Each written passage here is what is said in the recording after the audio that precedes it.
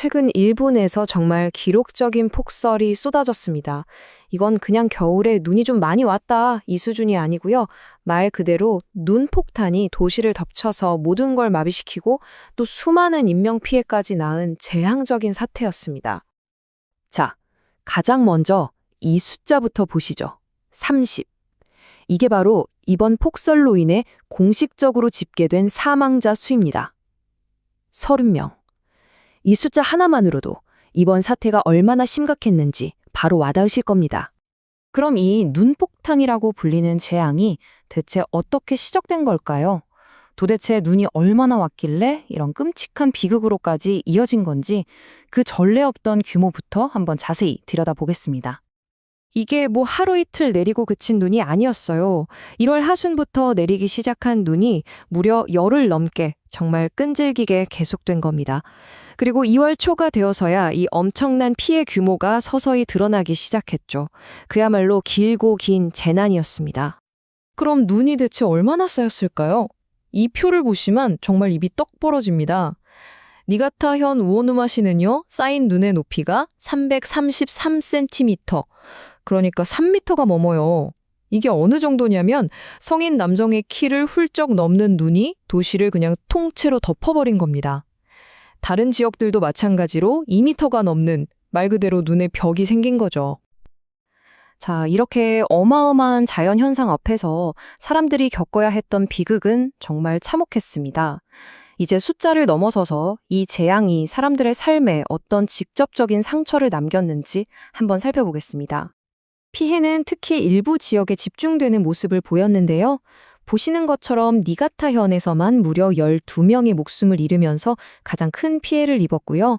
그 뒤를 이어서 아키타현과 아오모리현에서도 희생자가 나왔습니다. 이런 통계 숫자 뒤에는 정말 하나하나 너무나 가슴 아픈 사연들이 있었습니다. 60대 남성 한 분은요, 계속 쌓이는 눈의 무게를 집이 견디지 못하고 그대로 무너져 내리면서 그 안에서 숨진 채 발견되셨고요. 또 다른 70대 남성분은 지붕에 쌓인 눈이라도 치워보려고 올라가셨다가 그만 미끄러져서 목숨을 잃으셨습니다. 그런데 여기서 정말 예상치 못했던 어쩌면 더 무서운 사실 하나가 드러납니다. 많은 사망자가 눈에 파묻히거나 집이 무너지는 그런 직접적인 사고가 아니라 바로 이 눈을 치우는 과정에서 발생했다는 점입니다. 제설 작업에 어떤 치명적인 위험이 숨어 있었던 걸까요? 당시에 일본 언론에서는 계속해서 이런 경고를 내보냈습니다. 일어나자마자 눈 치우러 나가지 마라. 준비운동 꼭 해라. 중간중간 쉬어라. 이게 그냥 힘드니까 쉬엄쉬엄 하라는 그런 단순한 조언이 아니었습니다. 이 경고가 왜 그렇게 중요했는지 바로 다음 내용을 보시면 그 이유가 명확해집니다. 바로 이겁니다. 이 그래프 정말 충격적이지 않나요? 니가타현 사망자의 절반, 딱 50%가 추락이나 붕괴 같은 사고가 아니었어요. 원인은 바로 급성 심부전. 그러니까 눈을 치우다가 갑자기 심장이 멈춰버린 겁니다.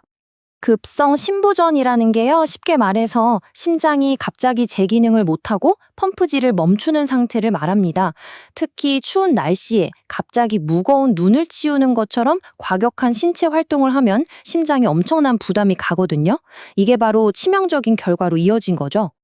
이번 폭설의 피해는 단순히 인명피해에서 그치지 않았습니다.